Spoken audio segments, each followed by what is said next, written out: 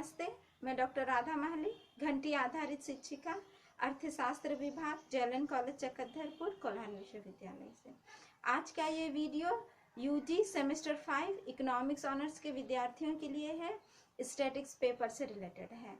आज के इस वीडियो में हम लोग जानेंगे कि मीन का कैलकुलेशन हम लोग कैसे करें। अगर आपको क्लास इंटरवल नहीं दिया रहेगा, उसके बदले में अबव लिखा रहेगा, से अधिक, तो से अधिक करके अगर आपको कुछ आंकड़े दिए हुए हैं और उसके साथ में फ्रीक्वेंसी दिया हुआ है, तो उसको हम लोग किस तरह से पहले रीअरेंज करेंगे, उसमें से क्लास इंटरवल अरेंज करेंगे, फिर आगे जाके हम लोग उसको स्टेप डिवीजन मेथड से कैलकुलेशन करना सीखेंगे।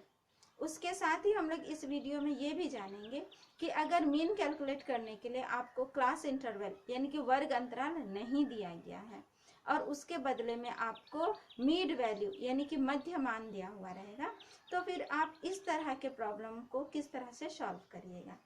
तो आइए हम लोग इससे सीखते हैं कि किस तरह से हम लोग इसे बना सकते हैं।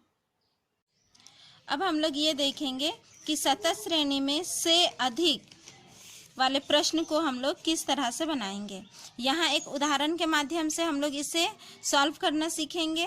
यहाँ हम लोग एक क्वेश्चन लेते हैं और उसमें हम लोग देख रहे हैं कि क्या दिया हुआ है, find the mean from the following data, और उसमें क्लास इंटरवल डायरेक्ट नहीं दिया गया है, इसके बदले में लिखा है मार्क्स अबव, अबव से अधिक। कभी कभी क्वेश्चन में मार्क्स मोर देन भी लिखा रह सकता है, से अधिक। तो आपको देखना है कि से अधिक वाले जो प्रश्न रहेंगे, तो से अधिक में यहाँ लिखा है कि 0 से अधिक 80 है, 10 से अधिक 77 है, 20 से अधिक 72 है। तो इस तरह से अधिक में आपको दिया हुआ है 100 तक, और यहाँ नंबर ऑफ स्टूडेंट दिया हुआ है। जैसे मैंने आपको पहले वाले वीडियो में भी बताया था कि से कम वाले में भी हम लोगों ने उसको फ्रीक्वेंसी को घटा के हम लोग ओरिजिनल फ्रीक्वेंसी निकाले थे। तो यहाँ पर से अधिक वाला जो हमारा प्रॉब्लम है, इसमें भी हम लोग को वैसा ही करेंगे, वैसा ही घटा के फ्रीक्वेंसी को निकालेंगे। तो आपको सबसे पहले ये ध्यान देना है कि 0 से अधिक, तो हमारा क्लास इंटरवल कहाँ से शुरू होगा, 0 से अधिक यानी कि 0 से 10, ये हमारा पहला क्लास इंटरवल होगा, 0 से 10। लास्ट कहाँ तक जाएगा, यहाँ देखिए, यहाँ 100 से अधिक 0 दिया है। अगर 100 से अधिक 0 नहीं देके कुछ यहाँ पर अंक रहता, जैसे कि 2, 4, 5 कुछ भी रहता, तो हम लोग को 100 से 110 तक जाते। लेकिन इस प्रश्न में हम लोग को उतना जाने का ज़रूरत नहीं पड़ेगा। तो अब हम लोग अपना क्लास इंटरवल को सजाते हैं। तो पहला क्लास इंटरवल हुआ हमारा 0 से 10, फिर हो जाएगा 10 से 20, 20 से 30, 30 से 40, 40 से 50, 50 से 60, 60 से 70, 70 से 80, 80 से 90 और 90 से 100, 90 से 100 तक जाएगा, उससे आगे नहीं जाएगा क्योंकि यहाँ पर 0 है। अगर यहाँ कोई अंक रहता तो हम लोग 100 से 110 करते। अब से अधिक वाला फ्रीक्वेंसी को हम लोग घटा के हम लोग लिखेंगे। इसको कैसे घटाएंगे, हम लोग इसको पीछे से घटाएंगे और फ्रीक्वेंसी में हम लोग नीचे से लिखना शुरू करेंगे। तो पीछे से हम लोग इसको घटाते हैं, 8 में से 0 जाएगा, तो 8 में से 0 जाएगा तो कितना बचेगा, 8, उसको हम लोग यहाँ नीचे लिखेंगे। फिर 10 में से 8 को हम लोग माइनस करेंगे, तो 10 में से 8 जाएगा तो 2 बच रहा है। इसी प्रकार हम लोग यहाँ पीछे से घटाएंगे और यहाँ फ्रीक्वेंसी में नीचे से लिखेंगे। तो 16 में से 10 गया, तो 16 में से 10 जाएगा तो यहाँ पर 6 बचेगा। इसी प्रकार 28 में से 16 जाएगा तो यहाँ बच गया 12। फिर 43 में से 28 जाएगा तो यहाँ बच गया 15। तो इस प्रकार हम लोग 55 से 43 को घटाएंगे तो फिर बच गया 12। तो इस तरह हम लोग घटा के फ्रीक्वेंसी को लिखते जाएंगे। लास्ट में देखिएगा कि 80 से 77 घटाएंगे तो कितना बच रहा है, 3 बच रहा है। इस तरह हम लोग फ्रीक्वेंसी को घटा लेंगे। तो आपको याद रखना है कि मार्क्स अबव दिया रहेगा, मार्क्स मोर देन दिया रहेगा, या मार्क्स से अधिक दिया रहेगा, तो हम लोग इस तरह से फ्रीक्वेंसी को घटाएंगे। से अधिक में पीछे से फ्रीक्वेंसी को घटाएंगे और यहाँ नीचे से लिखना शुरू करेंगे। अब हम लोग इसको टोटल करते हैं। यहाँ देखो, यहाँ 80 लिखा हुआ है, तो जब हम लोग इसका टोटल करेंगे तो यहाँ भी हमारा 80 ही आएगा। अगर 80 नहीं आता है, इसका मतलब आपने इसे माइनस करने में कहीं गलती की होगी। तो ये हमें फ्रीक्वेंसी मिल गया। अब हमें क्या करना है, मीन का कैलकुलेशन करना है। बस हमारा सबसे पहला काम था कि क्लास इंटरवल के हिसाब से हम लोग इसको सजा ले, हमें अब फ्रीक्वेंसी मिल गया। अगर आप परीक्षा में इसी को लेके मैथ्स बना दोगे तो आपका गलत हो जाएगा। तो आपको पहले फ्रीक्वेंसी को अरेंज करना है और उसके बाद में आगे मीन का कैलकुलेशन करना है। तो आगे मीन का कैलकुलेशन करने के लिए हम लोग सीखे हैं कि हम लोग सबसे पहले मीड वैल्यू को निकालेंगे। मीड वैल्यू निकालना मैंने आपको बताया था कि ये होता है L1 और ये होता है L2, इन दोनों को जोड़ के 2 से भाग देने से मीड वैल्यू मिलता है। तो 0 + 10 और डिवाइडेड बाय 2 वो हो जाएगा 5। इस तरह यहाँ पर 10-10 करके बढ़ रहा है, तो मीड वैल्यू में भी 10-10 बढ़ते जाएगा। तो 5, 15, 25, 35, 45, 55, 65, 75, 85 और 95, इस तरह हो गया।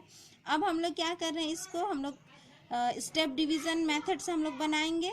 तो सबसे पहले हम लोग dx निकालते हैं। अब हम लोग यहाँ मान लेते हैं कि 45 को एज्यूमिन, हमेशा जो मीड वैल्यू रहता है उसी को ही हम लोग एज्यूमिन मानते हैं। तो 45 को एज्यूमिन मान लेंगे। तो यहाँ हो गया 0, ये हो जाएगा -10, ठीक है। 35 में से 45 घटेगा तो -10, 25 में से 45 घटेगा तो -20, इसी तरह 15 में से 45 घटेगा तो -30 और यहाँ हो जाएगा -40। उसी प्रकार यहाँ +10 हो जाएगा, यहाँ पर +20 हो जाएगा, +30 हो जाएगा, +40 होगा और यहाँ पर हो गया +50 हो गया। अब हम लोग यहाँ डी करेंगे तो 0 के सीध में सीधा 0 लिखेंगे, यानी कि हम लोग डिवाइडेड बाय 10 कर रहे हैं। उस 10 को हम लोग लास्ट में फॉर्मूला में यहाँ पर इंटू करके हम लोग एडजस्ट कर देंगे। तो 0 के सामने में 0 लिख रहे हैं, तो यहाँ पर हो जाएगा -1, -2, -3 और -4, +1, +2, +3, +4 और यहाँ हो गया +5। अब dx के बदले में du आ गया है। अब हम लोगों को f du करना है। f du करने के लिए हम लोग क्या करेंगे, du और f को हम लोग आपस में गुणा करेंगे। तो चलिए हम लोग इसको गुणा करते हैं। तो f है हमारा 3 और -4 को गुणा करेंगे तो ये हो गया हमारा -12, फिर 5 और 3 यहाँ हो गया -15, 7 और -2 को गुणा करेंगे तो -14 और फिर यहाँ 10 और -1 को गुणा करेंगे तो -10।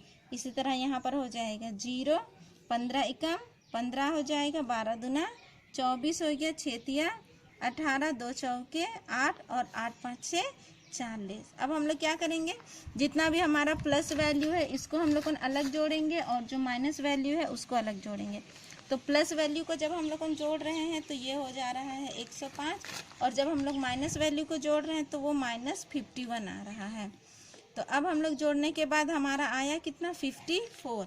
अब हम लोग इसको फॉर्मूला में यहाँ बैठाएंगे। हमारा फॉर्मूला है स्टेप डिवीज़न मेथड से मीन कैलकुलेट करने के लिए जो हमारा फॉर्मूला है वो है x bar equals to a plus sigma F d u divided by n into i. a किसको माने हैं, 45 को, सिग्मा एफ डी यू कितना है 54, n कितना है 80 और i यानी कि इंटरवल कितना कितना का गैप है हमारे क्वेश्चन में 10-10 का गैप है। तो हम लोग यहाँ पर 10 लिखेंगे, 0 को हम लोग कैंसिल कर देते हैं। तो 45 प्लस 54 को 8 से डिवाइड करेंगे तो 6.75 आ रहा है। तो अब ये दोनों को हम लोग जोड़ देंगे तो ये हो गया 51.75। इस प्रश्न में हम लोग देखेंगे कि हमें सेंट्रल वैल्यू दिया रहेगा। जब सेंट्रल वैल्यू दिया रहेगा तो उसमें से मीन का कैलकुलेशन कैसे करेंगे। देखिए यहाँ हम लोगों ने एक प्रश्न लिया हुआ है, compute the average ways for the following frequency distribution of wages.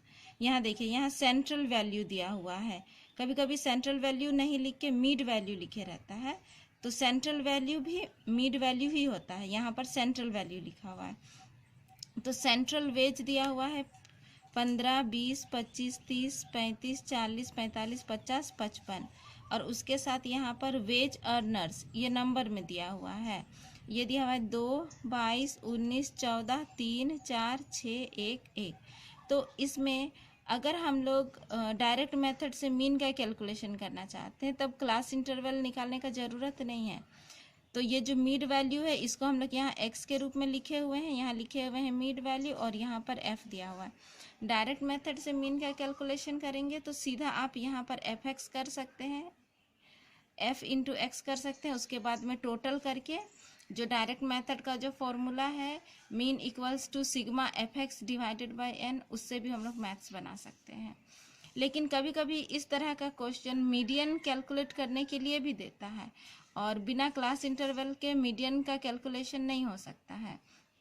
इसलिए हम लोग आज के इस वीडियो में मीन के अंतर्गत ही हम लोग सीखते हैं कि अगर आपको सेंट्रल वैल्यू दिया रहेगा, इस तरह से सेंट्रल वैल्यू दिया रहेगा, मिड वैल्यू दिया रहेगा, तो उसमें से हम लोग किस तरह से क्लास इंटरवल अरेंज करेंगे और फिर किस तरह से हम लोग आगे मैथ्स बनाएंगे। तो क्लास इंटरवल बनाने के लिए सबसे पहले आपको देखना है कि जो मिड वैल्यू में जो डिफरेंस है, इन दोनों के बीच में जो डिफरेंस है वो कितना होगा। इसके लिए हम लोग एक फॉर्मूला लिखेंगे। यहाँ हम लोग फॉर्मूला लिखते हैं। यहाँ देखते हैं कि L1 जो है, जिसको हम लोग को लोअर लिमिट भी कहते हैं, तो L1 बराबर क्या हो जाएगा, यहाँ पर होगा आपका मिड वैल्यू और minus difference in mid value divided by 2। तो यहाँ पर इन दोनों का डिफरेंस कितना है, ये 15 है और ये 20 है, यानी कि 20 माइनस 15 और बटे 2। तो मिड वैल्यू कितना है, हम लोग यहाँ 15 को लेके चल रहे हैं, फर्स्ट वाला को ही हम लोग लेके चल रहे हैं। तो 15 और माइनस 20 में से 15 जाएगा तो 5 बटा 2, यानी कि यहाँ हो जाएगा 2.5। तो 15 में से 2.5 को घटाएंगे तो ये 12.5 आएगा। तो हम लोग का पहला L1 हो जाएगा आपका 12.5। ऐसे ही L2 के लिए क्या करेंगे, हम लोग L2 जब फाइंड करेंगे तो उसके लिए हो जाएगा मिड वैल्यू कितना है हम लोग का 15 और प्लस इन दोनों का गैप डिवाइडेड बाय 2, इसका मतलब कितना है 2.5। तो 15 प्लस 2.5, तो ये हो गया 17.5। तो यहाँ हम लोग लिखेंगे 17.5। तो इस तरह से करके आपको क्लास इंटरवल निकालना है। एक क्लास इंटरवल मिल जाएगा तो उसके बाद आप उसको अरेंज कर सकते हो। यहाँ देखिए, यहाँ 5 का अंतर है, तो आपका क्लास इंटरवल में भी 5 का अंतर होगा।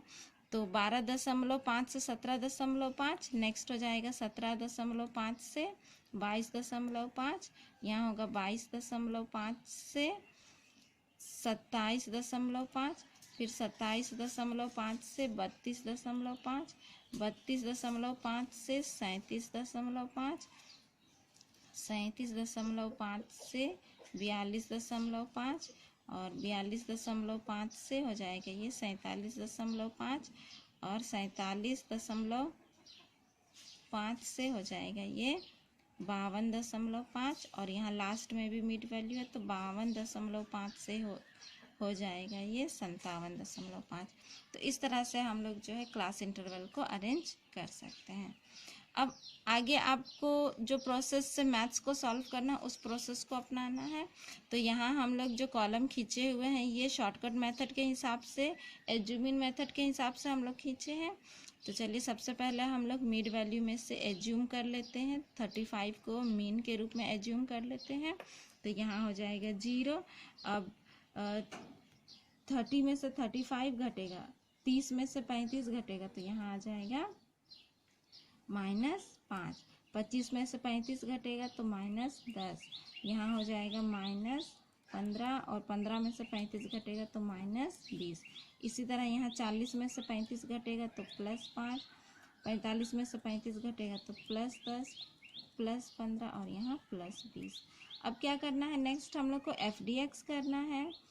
यहाँ dx है और ये f है, f और f dx को हम लोग गुना करेंगे, माइनस वैल्यू आएगा माइनस लिखेंगे, प्लस वैल्यू आएगा प्लस लिखेंगे।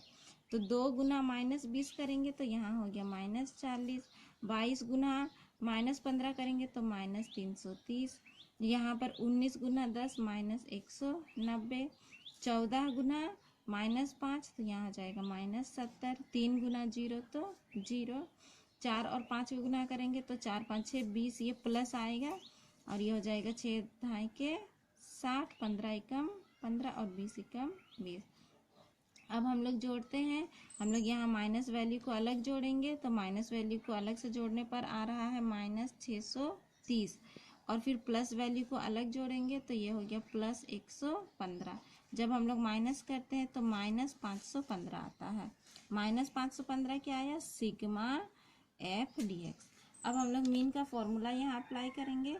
तो हमारा मीन बराबर क्या हो जाता है, A plus sigma F D X divided by N. तो ए कितना माने हैं हम लोग 35 और plus sigma F D X कितना है -515, इसको हम लोग ब्रैकेट में लिखते हैं। और टोटल एन कितना है 72। तो 35 ये प्लस माइनस में हो जाएगा -7.14, तो ये बराबर हो गया 27.86।